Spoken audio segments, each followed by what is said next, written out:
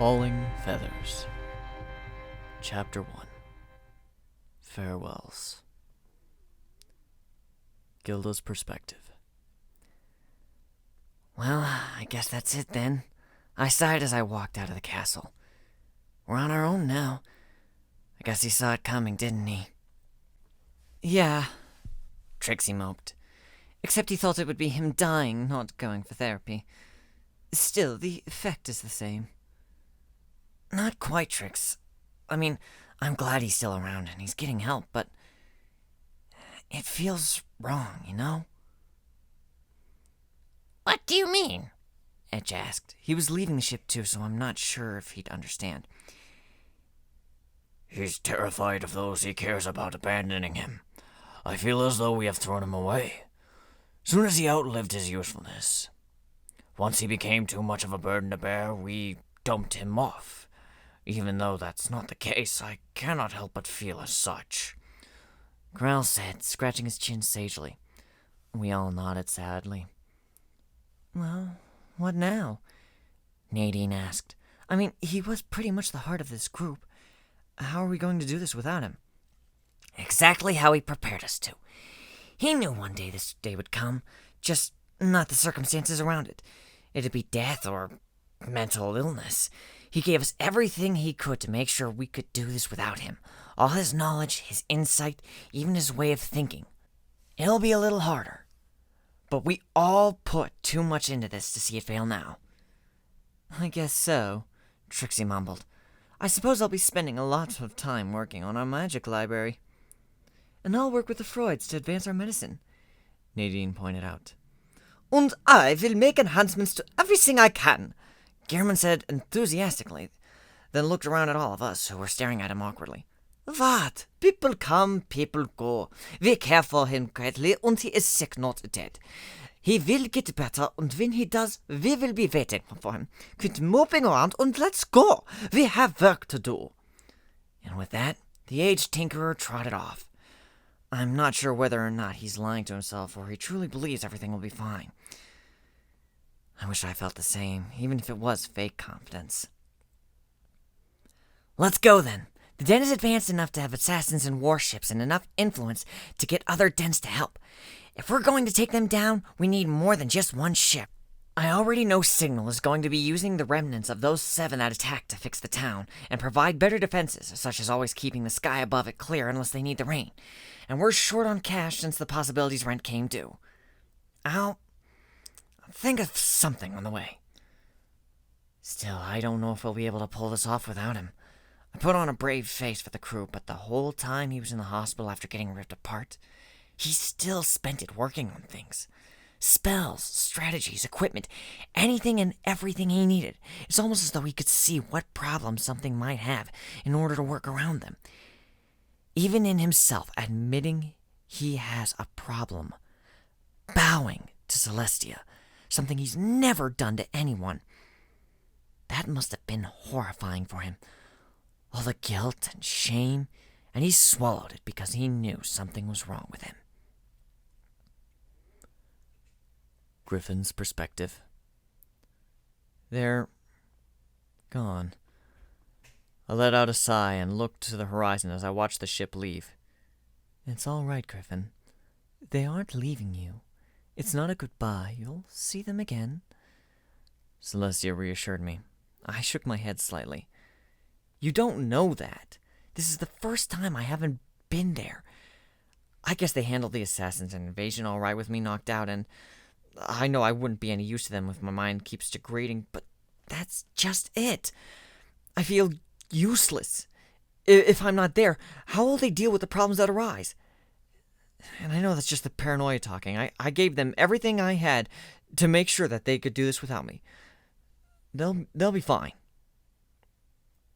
Griffin, you shouldn't lie to yourself. That's how a lot of this trouble started. It's all right to be worried. It's all right to be afraid. You just need to trust them. They're grown up, you know. A lot more so than you. They can take care of themselves. She looked at me sadly. I know this is going to take some getting used to. We're here to help you, and you aren't alone.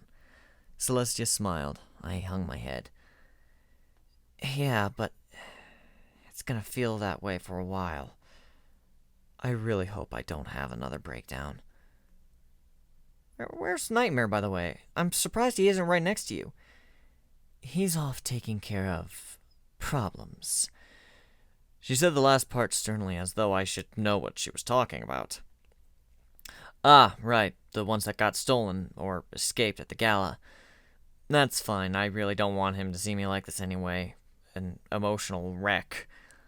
I shook my head again and breathed deeply. Well, it's been 2 weeks since I had my last drink. I should be about another 2 before I start feeling the symptoms. May as well get settled in as best as I can. I have the feeling I'm going to need to be here for a while. Dinner time came and went. They gave me a steak that was actually ground up vegetables covered in sauces for flavor. Not really the same, but it tasted all right. I ate that in my room, which was the castle's visitor suite, and when I was done, I laid stomach down on the bed facing the door instead of away from it, so my head was at the foot of the bed and my feet were under the pillows. I had my armor and broken shards of Hades stored in the castle vault. Not the black vault, just a safety deposit box, and I put my amulet on the bedside table. That's when I had a rather important visitor. "May I enter?" came a refined voice from the other side of the door. "Yeah," I replied without asking who it was. I'd really just like someone to talk to at this point. Enter Prince Blueblood. Maybe I was a little too desperate for some company, but I can't exactly kick him out. "Hey." "Hey?" he questioned, which made me want to facepalm. Never mind. "I just wanted to wish you well. It was long ago, but you did a great thing for me. It saddens me to see you in this state." He did look genuinely sad. He has a bad reputation in the Brony community, but that's literally from one bad night. "Yeah, I guess. But it's either this or I go completely bonkers and do something bad. Just let me know if there's anything I can do to help." And with that, he left, and I was alone for the rest of the evening. When night fell, I went out to the porch after disconnecting my wing. Igir had made a slight modification on the way from Signal, so I could take the majority of it off without removing the bit that connected to my nerves. He also said something about robotic eyes for my human body, but they'd take time since he wasn't a fan of optics. I decided it would be better for me not to have the temptation to fly away, since I was feeling that a lot right now. I sat there in the late October air and watched the sun set, feeling a little chill as the slight breeze ran through my feathers. Probably gonna molt soon. Not looking forward to that again. Did it last year around the same time. I was drawn out of my revelry by Princess Luna landing on the railing. Of course, she'd visit me. In fact, I'm fairly certain in 3 days' time, all of Equestria will know, and I'll have ponies beating down my door. I just dealt with puppy love. I'm not looking forward to any more journalists. "Griffin, you should return to your chambers. The air is rather chill," she said, a look of concern adorning her face. "Yeah, just in a minute." She walked up to the side and sat next to me. "What are you doing out here anyway?" Thinking. I always am. About everything. "Griffin, listen. I want you to know I'm proud of you for doing this. A long time ago, I let myself fall into darkness, and I tried to bring the world with me, all because I was too stubborn and embarrassed to get the help I needed. I nearly destroyed the world.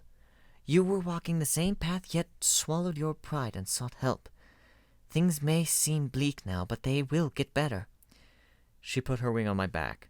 No, she was not putting the moves on me with the classic stretch and put your arm on her shoulders move. It was a genuinely caring gesture. "Auntie Wuna, Griffin needs a hug." She smiled, and she remembered how I taunted her when I was covered in cake, yet this time the feeling was genuine. She wrapped her hooves around my neck and gave me a comforting embrace before taking off into the night sky, and I went back to bed. Subject Griffin North. Griffin stated how sad he was to see his crew go. He spent most of the day in solitude in his room, but did not object to visitors. He spent some time on the balcony after removing his mechanical wing. which he states is so he can sleep more comfortably, and also so that he wouldn't be tempted to try and follow the ship. He asked Princess Luna for a hug in a childish tone, calling her, quote, Anti-Wuna, close quote, which is a joke between them. She obliged his request, which is highly unusual for Princess Luna to show such direct involvement in her subjects' lives. It may be due to her own dark past as Nightmare Moon that she feels a connection to Griffin, who walked a similar path, though this is purely speculation. His behavior and personality were completely normal. He was sad to see his friends go, was mildly antisocial, which is understandable considering he's around ponies he doesn't know, and when in the company of those he is familiar with, made light humor. It's fairly clear how this issue went on for so long.